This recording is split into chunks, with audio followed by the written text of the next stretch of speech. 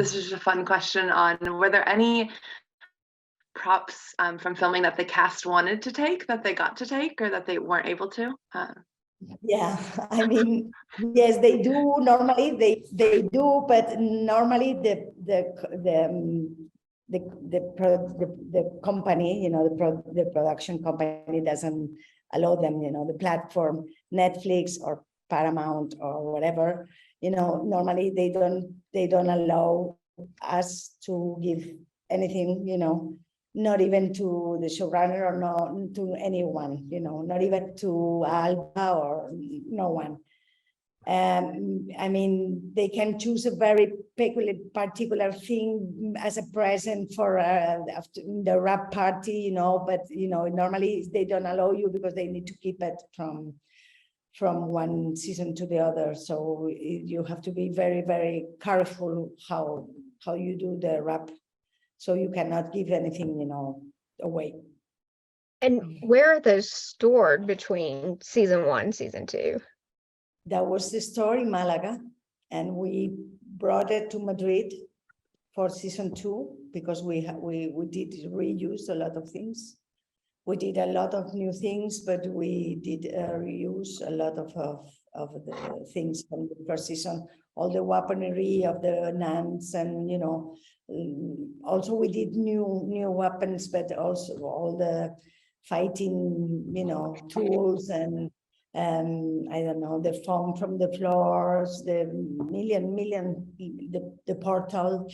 We did change it and reuse it, and a lot of things from one season to the other. We kept for example, Michael room, the clouds, the bed, all that we stored for the first season, and we didn't know if we were going to use it or not because we didn't know the script, but we kept it and we reuse it, as you know, in the second season. And so are those being stored still? Well, Okay. They were. I don't know now what is going on. I know Netflix I don't think he wants to keep it anymore, but I don't think he wants that anybody keeps it either. Okay. So I don't know what is going to happen. That's a question to the producer, I'm afraid. Well, we just have to get you season 3 faster, so this doesn't become an issue. If there is a season 3, I think I have to redo everything because I don't think they're going to keep it. I think they are going to destroy it. Okay, that's heartbreaking. Yes, it is for me more than anyone. I promise. I wish I could keep it, but. Well, see, this is the prop people who gave it to me. They made it especially. That's Adriel's cross. Yeah, Awesome. that's so cool. That is so cool. Well, I do have the drawings of everything, so we can rebuild anything if we need to. I do have all the information. That's good. Wow. I don't know. I'm still kind of upset for you. Yes. Well, it's normal. I mean, it's a normal procedure in film. I mean, we are very ephemeral. Architecture and everything we do, we build, we destroy it normally. We don't leave it. So it's very heartbreaking, but it's how we do it. So What was the set that you loved the most? It seems like that it might have been the church. for sure, that was one of it. Yes. Do you have another one? Yeah, I mean, I've enjoyed a lot of them. I mean, I did enjoy a lot of Michael's room. I thought it was very special and very beautiful and very poetic.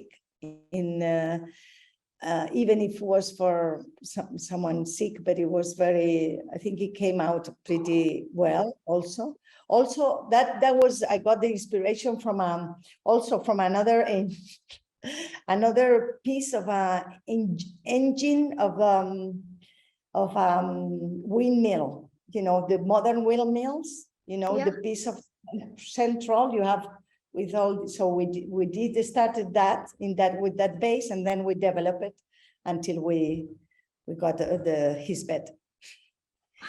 And also I think enjoy a lot the Adriel's Cathedral, because that was also a big challenge, and it was a circular room, which is always difficult and for building and for everything. And we didn't have enough time or money to do a super huge set, but it had to look kind of big, and so that was a challenge too.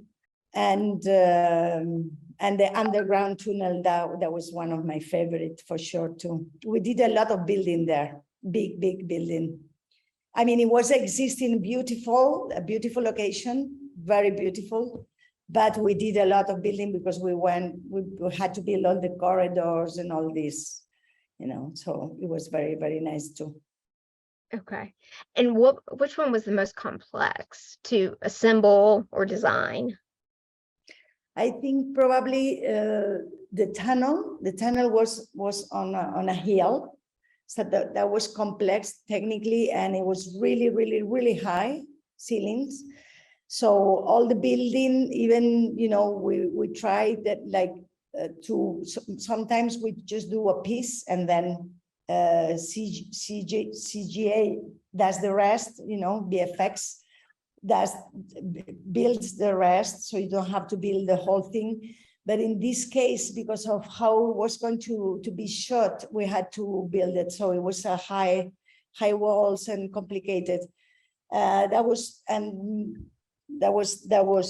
I mean, I don't know, nothing particularly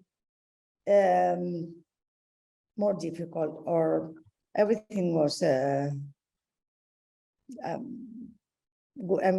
normal for me, Okay. I mean, maybe the challenge of the painting the church, that was a big challenge because of the time overall, because it was done in a very, very short time. And I know, and also I forgot. Also, one of my favorite was the catacombs in the first season, under the Vatican. That was also, we built it all. We rebuilt it. We reused the building that we done for the first scene of the autopsy, the place where they did the autopsy, and they were fighting, and with the halo. They were the first time that Abba came in on the shot. So that place all was built. That was built on stage, and that we revamped it like 3 times in different things. And at the end, we used it to do the base of the catacombs, and we did there, and where the big rock where Adriel. The cave, and yes, that was I forgot that, but I honestly thought that it was the actual location. I had a question about that. Okay. No, it was built from scratch. It was built in a gym from a town hall, that a town hall let us in a little village near Malaga. That's crazy. Because there were no stages in Malaga. I think that's the I think you have that video building that. You have that video? It's like I saw the other day someone posted the building of that set of the first scene. Yes. I don't know I can't remember who posted it, but someone, I can send that to you. It was from your website, I think. Yes, exactly. It is in my website. Yeah. Crazy. That's super cool though. To go back to the prop part, what kind of material is used for the stunts, like for the breakable pieces and the stained glass and the explosions? Right. Well, that's a good question, because in a show like this one, you have to be also as another department that with SFX. that we have to be talking all the communicating all the time, because it's a very close work that you have to do together, you know. So, well, we discuss it normally. We discuss the scene, and then they design the scene, and then we think about what elements we need to provide, you know, like that means if we want the table breaks, or if you want the shelf breaks, or if we prepare the laboratory table breaks. So it depends of how dangerous is the scene. You use samba wood, which is a wood very, very soft that breaks very easy and that doesn't hurt. You use breakaway glass, which is a glass that doesn't hurt the actors. Or you prepare the, you know, pre-cut things, you provide debris for SFX to do the explosions, or they you know, they talk to you and you agree of what they are using, and make sure that it's the same material or the same texture that you have in your set, you know, and that's how we do it. And we have very, very long conversations with SFX and with the stunts. With the stunt people, stunt coordinator. That's cool. Yeah, I went to the Warner Brothers lot, and I like saw the props department and saw different things, and it was so funny because they would let us pick up certain things that in the movies or in the shows looked really heavy, but then they were just styrofoam. And so I always thought that was really interesting how it just doesn't play that way at all on screen. But I just wanted to know for this situation specifically, because there's a lot of breaking items in Warrior Nun. You know, it's like, yeah, like for example, when you have to build like the cement blocks, big cement blocks, you know, that you have to go through. I mean, that's all, you have to do it fake because you cannot use, you know, real things. So you have to, so there is a lot of things that you prepare for those scenes, you know, and a lot of props that absolutely, yes, never think that are what you think that they are, for sure.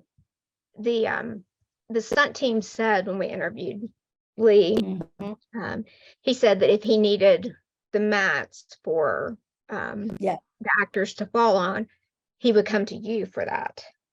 Yes, I mean, the mats normally are provided by the stunt team always, but as is such a close work with us, what happened that sometimes they are in the middle. When the camera don't see them, we use their mats. What happened that when the camera sees the floor, then you're fucked basically, because you need to do, you know, sorry, you need to do. You know, you need to do a fake floor, but there is soft, so they are, you know, they really don't get hurt.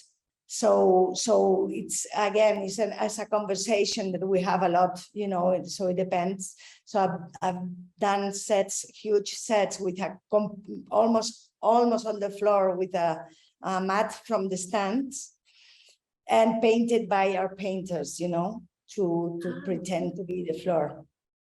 That's how, yeah. So we share them. I brought up in their interview the church scene where the benches were. Yes. There was only 3 benches, and someone sat and broke one, and then they only had 2 takes to get it. Yeah. Can you tell us a little bit about how the props make those and it can't be fixed again? Right. I mean, because you use this samba wood, which is a very, very soft wood that it really breaks very, very easily. So you cannot put it together again. So you normally have repeats. So it depends on the money. You have more repeats or less repeats. Sometimes normally you have maybe 5 repeats or 3 repeats or 6 repeats. So they do the scene, they break it, you throw it away. They do the scene, they break it, you throw it away, you replace it. And how is so these benches are normally done by construction or by the carpenter of set decoration. The next question we have, so this is more about the religious imagery used. So there's so much religious imagery used, you know, whether it's the crosses that you talked about, art references, ancient symbols, all of that. Could we hear a little bit about the more subtle ones? So maybe, you know, the Arctech logo or the lit cross window, or any inspiration for like the FBC, those logos or anything like that. So the more subtle ones. I come from, as I said in the other interview, but it's true. I mean, I come from Spain. It was used to be, because it's not, but it used to be a very, very Catholic country. I went to a Catholic school with Catholic nuns, and so I have absolutely, since the day that I was born, I have in my imagination is all this iconography. Religious, Catholic. So it's, for me, it's very normal. It's like everyday life, and I like it a lot. Although it was very beautiful to go deep and on those worlds, you know, of the demons and all these icons that they are so attractive and so beautiful and so. And so like yes, or like, for example, the sword, you know, and the inscription of the sword, and what do we do? And so, you know, so this part of the sword was all engraved and all done by a sword maker here in Toledo. And, you know, we copy a German sword that it was, and we did it, but with the graphic designer, we did a little pattern that is all over the sword. And then I looked for something to have on something written, but I didn't want to have something very specific. So I was thinking, what can we, so I talked to Simon, said, well, put whatever you want. So I was kind of, what do I do? And then I discovered this other sword that it was with this inscription, never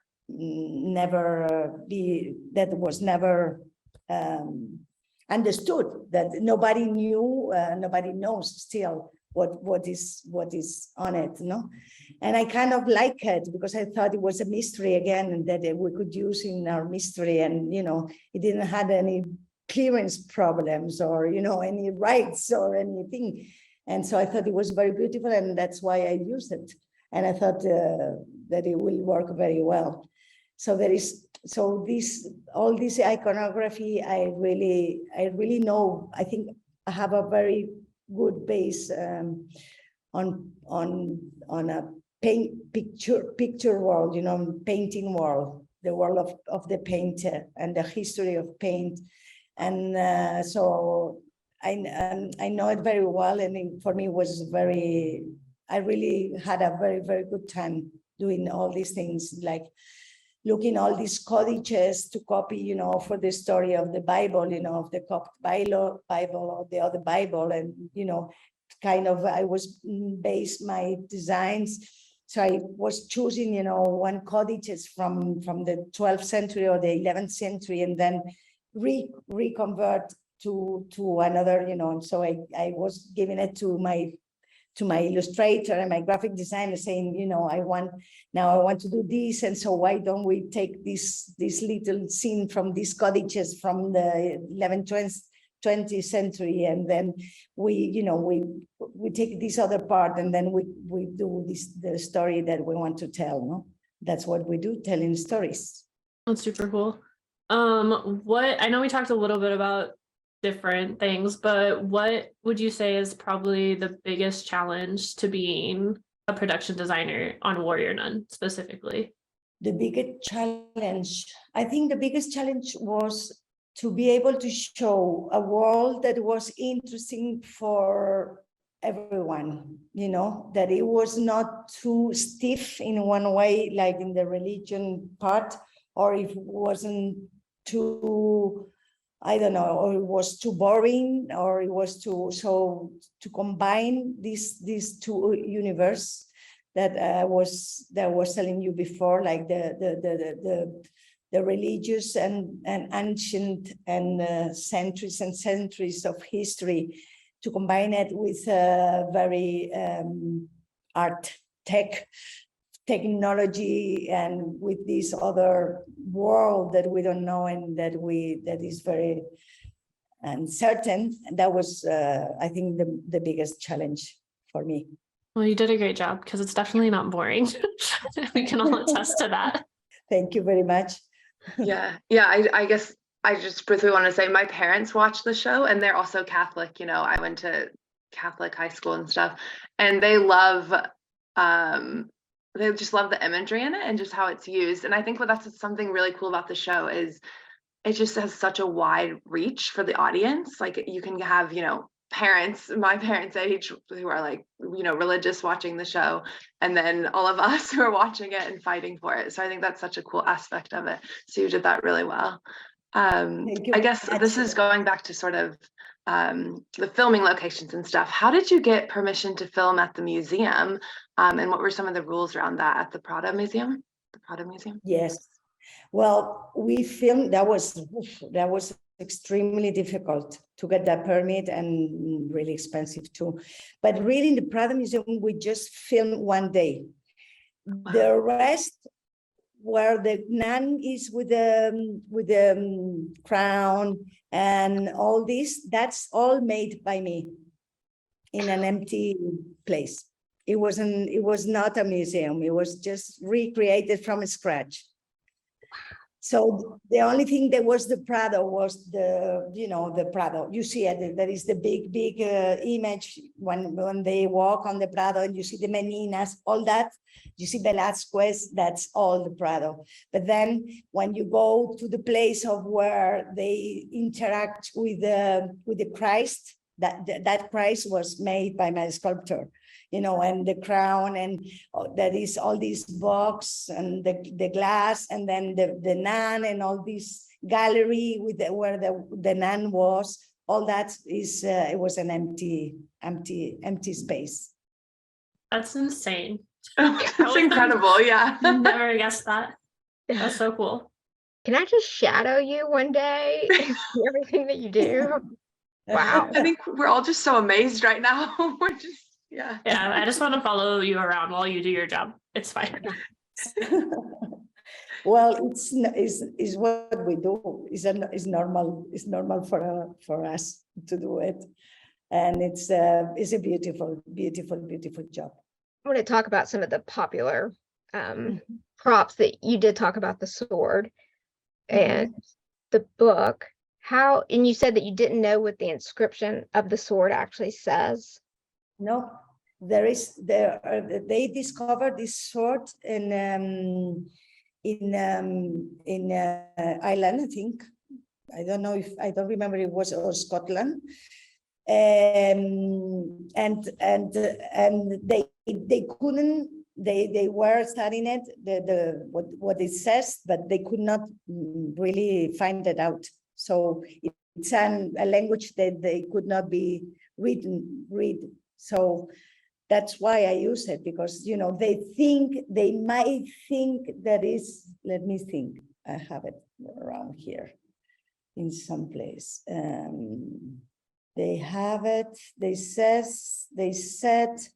that it may, because it's NDXOX, they said possibly standing for Nostrum Dominus, which is our Lord, or Nomine Domini, name of the Lord, followed by XOX, perhaps this letter combination and refer to the Holy Trinity. But, you know, that's a theory that they don't know. And so another theory is that the inscription could be acronyms. So, I mean, it's very open. It's very, very open. It's, you know, so that's why I said it's a very, very, I think it was very nice to use it. Because now it's forever Warrior Nun. Yes. We'll steal it. I actually saw one of Kohash who also is in you know, our team. She was really interested in what it actually said and reached out to the British Museum, I think, about it.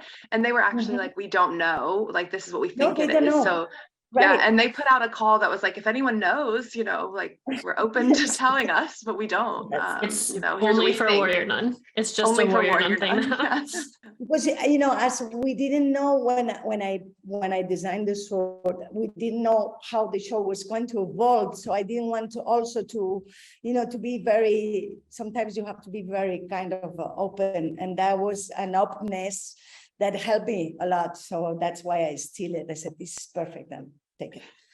Yeah, I think it was several people in the OCS chapter in France that tried to decode it and go into that. Yes. Amazing. Please send me anything I you will. find. I will get. Yeah, I think they put a whole report together. So I'll send it to you.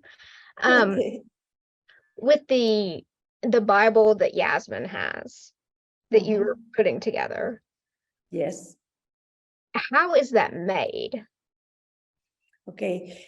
That was really pretty, really, really, really exquisite hand prop. That was, we bought this Coptic Bible, real, from the 18th century.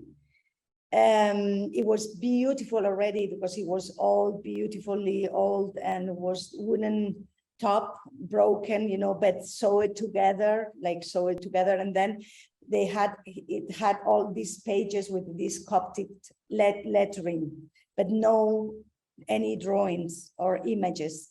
So one of my painters, she's genius, the scenic painter, she did all these new pages, etched them as the ones existing, painting whatever we need to tell the story. Again, I was basing my designs on the codices, and so she was painting that, and then she sewed it again to the existing Bible. And so it's a really beautiful job. She did an incredible job. Wow. You're blowing us away with this information. Yeah, I would have never guessed like all the detail that got put into that. That's crazy. That's really cool though. Like I love hearing about like how each department is included, because I mean you said you had like 50 people under you, so it's cool to like kind of touch on all of them. Yes, because as I said, it's like these prop people, the standby props, the standbys that they they are near to the actors and to the so they help them, and they handle all these hand props. Then you have all this set decorating, which is huge also, and very important department that goes had to furnish all these super different sets, and all the searching of all these, from a laboratory to a rag from the 18th century, anything. So all that set decorating. Then you have all the department of design and graphic design. A lot of things now are made in 3D. We print 3D a lot, if we need pieces. So, I mean, there is now a lot of things, everything we design it in SketchUp in 3D. So also the directors can see, on 3D, and they can like put the camera through and so see exactly what they are going to see. There are a lot of tools now that they are very, very helpful for that, So all that are my with me, in my office, and then you have the big construction team that is also, like you have a welder and you have an iron blacksmith and you have, painters and you have carpenters and so yes, it's a big team. You wear many hats during the production. You're going, I mean, it's almost like the showrunner hat with Simon, because you're behind the scenes show running. Well, sometimes I felt like that. No, I mean, Simon is the showrunner and it's the best showrunner ever. I don't think ever I will meet someone like Simon. I don't think. I mean, he's so absolutely fantastic, and he does that everything, functions so well from the pyramid, because it's a pyramid, and if the top of the pyramid doesn't, is horrible, all the rest it goes like. But in this case, that he was the top, and you could see, from him to all the rest. And yes, it's true. I mean, I work very, very closely with him because,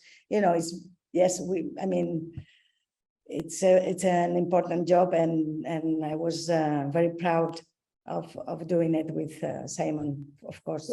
And that's what everybody has said, that Simon is he's what made it. Totally. No, you don't find in my career in 30 years, don't find many people like Simon. No, very or none, or none like him. Yes, very special person. Very, very incredible professional, open, and always willing to listen, always willing to help, always willing to share. So. Very, very, very, very incredible to be able to work with him. So for more behind the scenes stuff, we heard that a lot of the cast had issues with like slick floors. We heard the pulley system for like KTY and Alba when they were trying to bust through the window gave them issues. Do you have any funny stories about like props or the cast from behind the scenes?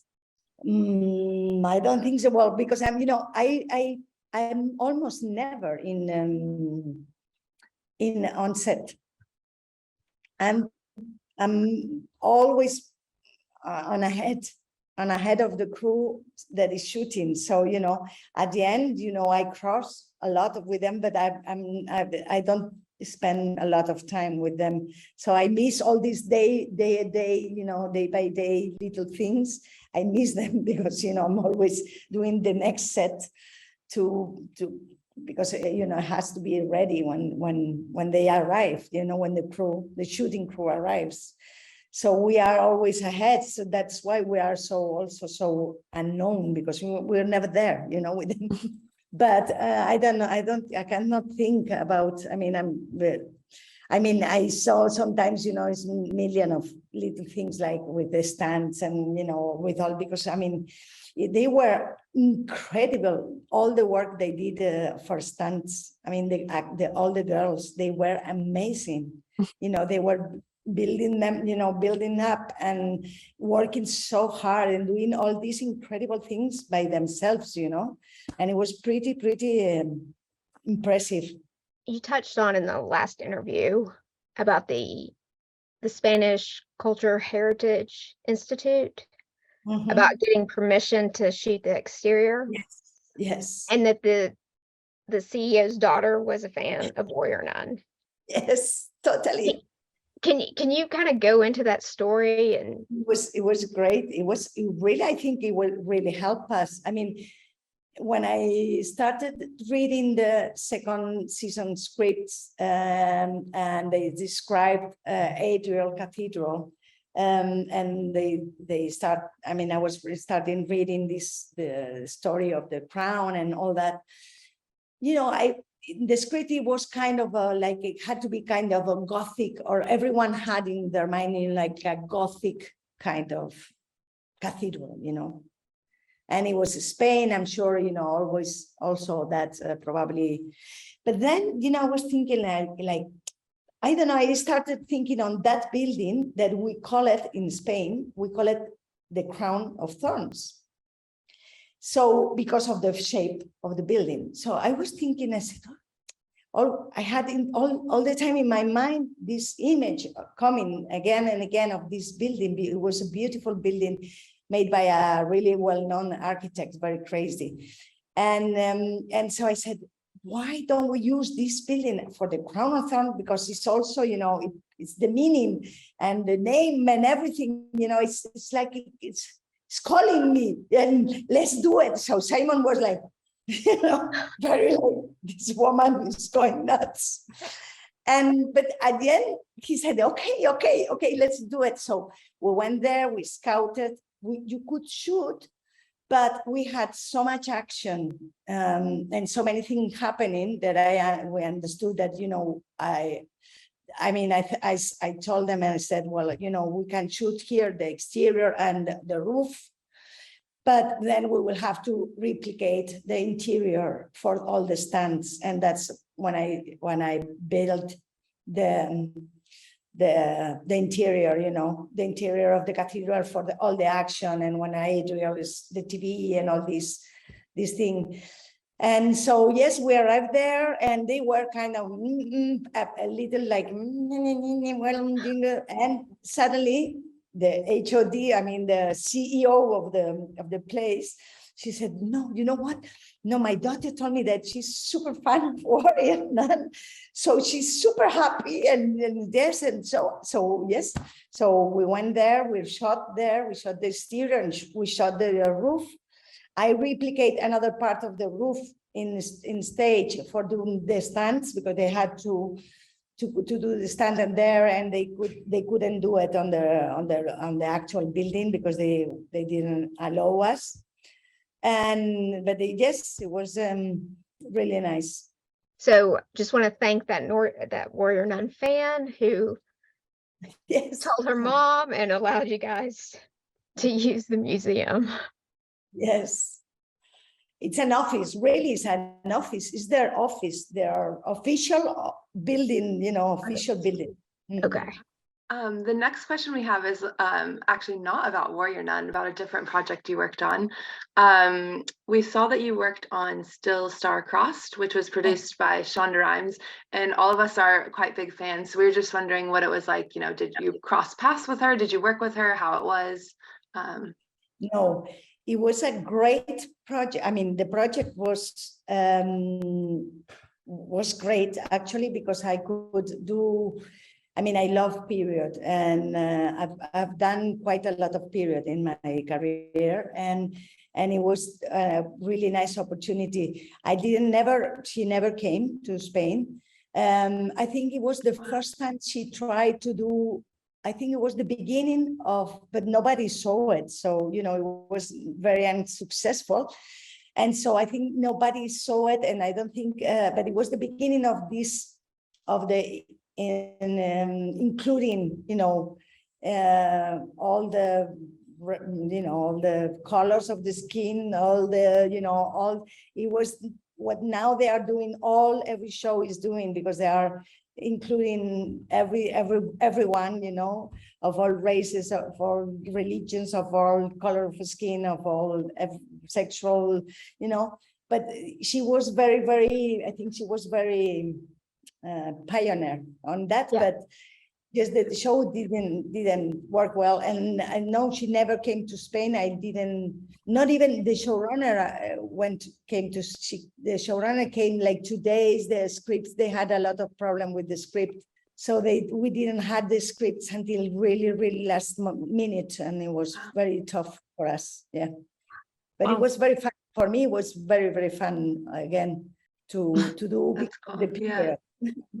Yeah, the period pieces. I like that was kind of the initiation into like the Bridgertons and different shows like that, where it's very multicultural. It wasn't about like trying to fit the narrative of like the past story. It was about inclusion, which is one reason I love Shonda Rhimes, because I feel like she did a good job with that.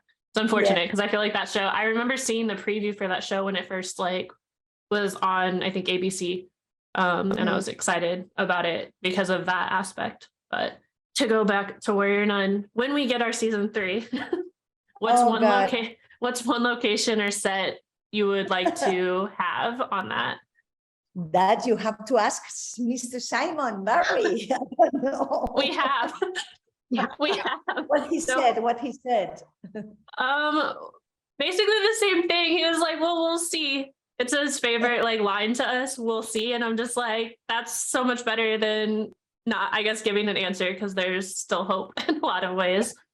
But if you had a location though, like if you could pick a location outside of Spain, where would you like to go? Maybe Orient, some country in, why not? That would be cool. That would be fun. That would be cool culture wise to like include that. I can see that. Yeah. Why? I don't know. Yeah, that's a very difficult question, I'm afraid. I think we're finally at the last question for you. We really appreciate you spending your time with us. Can you tell us, what you think about the Save Warrior Nun fan campaign? Well, I think you guys are the most amazing thing I ever seen in my life, and so incredible things that, I could not believe this board in LA. I thought it was so awesome and so incredible and so amazing what you were doing. I think it's the best fans in the world. I don't think it exists another fans like you guys. Incredible. It's really chapeau. I cannot say anything more. I think that sums it up. It's out of respect and love for what you brought us. Well, I really appreciate it. Really, really appreciate it. And I think you guys are doing incredible. Everything, all the research, all the things and all the interest and all the, I don't know. I'm very, very completely astonished. Do you have any questions that you would like to ask us? No, if you have, after a conversation, if you want, and that I send you, and because I'm not very good in social media. I'm pretty bad, as you can see. So anything that you want that I send you, please ask me, and I will really send you, with all my heart, for sure. Okay. Any drawing, any things you want to see, the before and after, anything of that, ask me, and I send it to you guys. But because you deserve it, 100%, you deserve it. The door you just opened for Adrian right now. I know. I'm like, send us everything. Write me, and I promise I will send it. Okay. Well, thank you so much. It was great talking to you. Yeah, thank you so much. Thank you so much. It was lovely to meet you. Yeah. Thank you to you all, that you are great. Thank you. And we'll talk again in season 3. Okay. Yeah, follow up season 3. Oh, I wish. Yes. Let's pray. Let's cross finger.